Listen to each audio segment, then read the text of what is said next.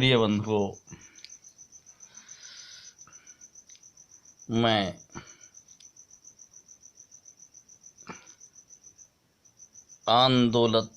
आंदोलित किसानों से एक अपील करना चाहूँगा। जो भी व्यक्ति मुझे सुने या सुन पाए, वो उनसे एक कहें कि मोदी जी एक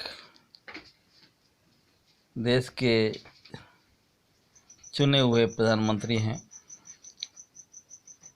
और उनका एक निश्चित कार्यकाल है।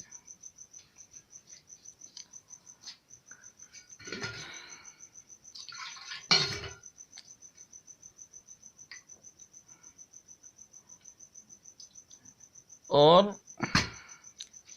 निश्चित कार्यकाल के बाद वो लाइट जला दे लाइट ने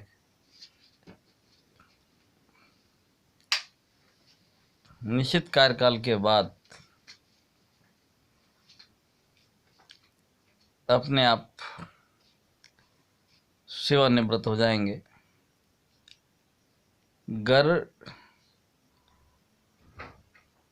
ये एक राजनीतिक आंदोलन है या मोदी जी ये गलत बिल लाए हैं, जो भी गलत बिल लाए हैं उन्हें समय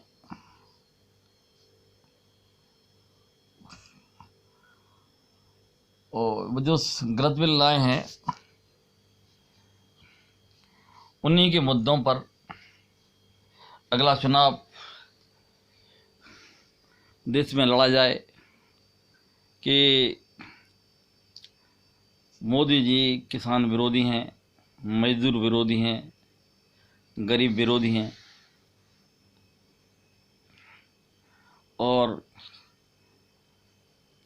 सत्ता में आकर के उन कानूनों को जो मोदी जी संसद में लाए हैं, धारा 370, राम मंदिर का निर्माण या जो भी गलत काम मोदी जी ने किए हैं उन्हें रद्द कर दें और लेकिन एक चुनी हुई सरकार को, जो 130 करोड़ देशवासियों ने चुनी है, उस सरकार को कुछ लाख व्यक्ति, कुछ क्षेत्र के किसान उससे कहें कि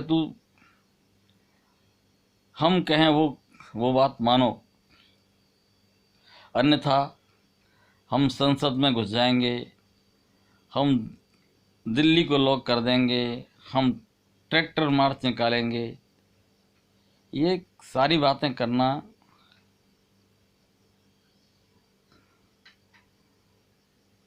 अन्यायपूर्ण है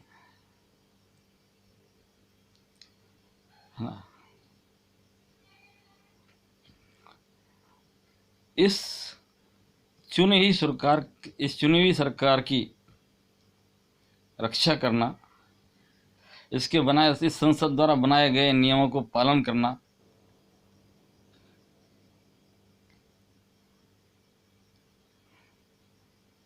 करना एक अत्यंत जरूरी कार्य है।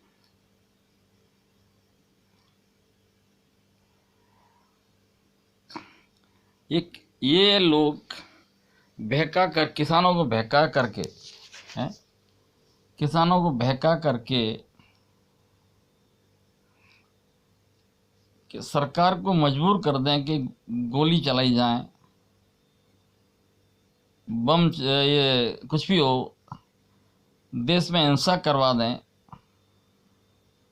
तो ये तो एक अत्यंत अन्यायपूर्ण कार्य होगा भाइयों। इसलिए मैं आंदोलित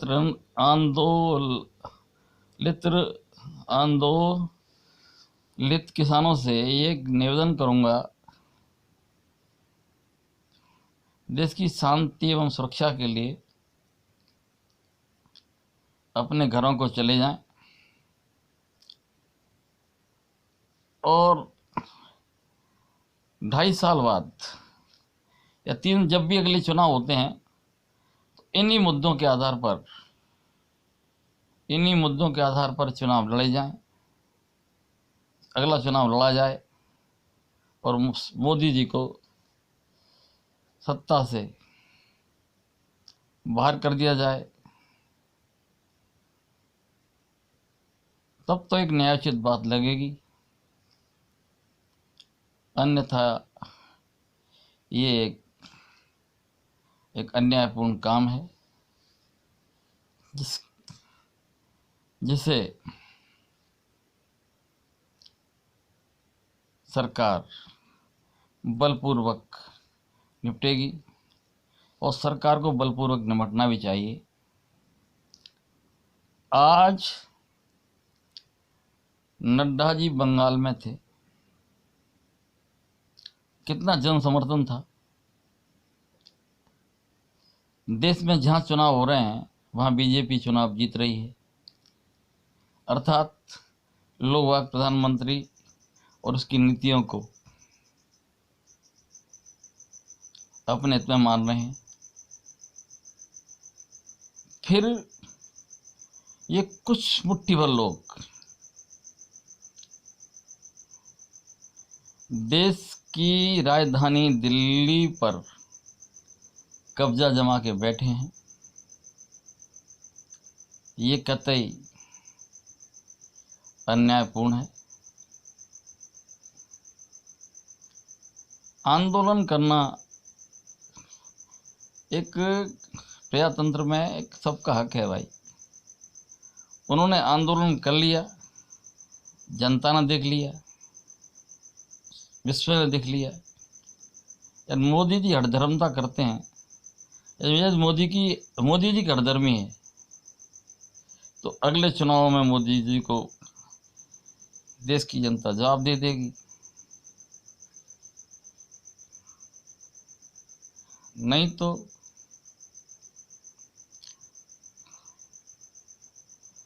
न देश में शासन चल पाएगा, न सत्ता चल पाएगी, न कुछ हो पाएगा। कुछ समूह इकट्ठे होंगे और देश को जाम कर देंगे। चल गया देश का लोकतंत्र। लोकतंत्र को चलाने के लिए यही एक शर्त है कि यदि आप सरकार के कामों से नाराज हैं तो अगला चुनाव इन्हीं मुद्दों पर लड़िए और वर्तमान सरकार को बाहर का रास्ता दिखाइए और बनाए गए कानूनों को रद्द कर दीजिए। मैं तो सिर्फ यही कहूँगा मित्रों, और यही चाहता हूँ। मैं मोदी जी का प्रशंसक हूँ, मोदी जी के कार्यों का प्रशंसक हूँ, इसमें कोई दो मत नहीं है। पर जहाँ तक प्रजातंत्र की बात है तो प्रजातंत्र तो ऐसे ही चलता है जैसे कि मैं बता रहा हूँ मित्रों। अन्यथा ये तो लट्ठशाही है उनकी। वो 5 लाख के व्यक्ति इकट्ठे हो गए हैं दिल्ली के बॉर्डर पर, कह रहे हैं कि वो कानून, संसद द्वारा बनाए गए कानून को रद्द करो। ये नहीं बता रहे हैं कि उन कानूनों में क्या कमी है। उनको ये बताना चाहिए कि उन कृषि कानूनों में क्या कमी है। यदि कोई नया प्रयोग किया कर रहे हैं प्रधानमंत्री जी, उसको परखना भी चाहिए। आप बिना परखे ही उन कानून को गलत बता रहे हैं और अपने तर्क दे रहे हैं। कुछ पत्रकार हैं जो उनको हवा दे रहे हैं, अजीत अंजुम जैसे। क्या कहा जाता है मित्रों, मैं तो यही कहूँगा, यदि मोदी जी गलत हैं तो उन्हें सत्ता से हटाइए अगले चुनाव में, और तब तक शांत होकर अपने घरों को जाइए। आपकी नज़रों में कानून गलत हो सकते हैं, लेकिन देश की अधिकांश जनता मोदी जी का समर्थन करती है। इसी आधार पर आप लोगों से निवेदन है कि शांतिपूर्ण तरीके से अपने घरों को जाइए और अपनी ज़िंदगी सुख में गुजारिए। बस मित्रों, मैं इतना ही कहना चाहूँगा। जय हिंद, जय भारत। आपका योगेंद्र प्रसाद माहेश्वरी।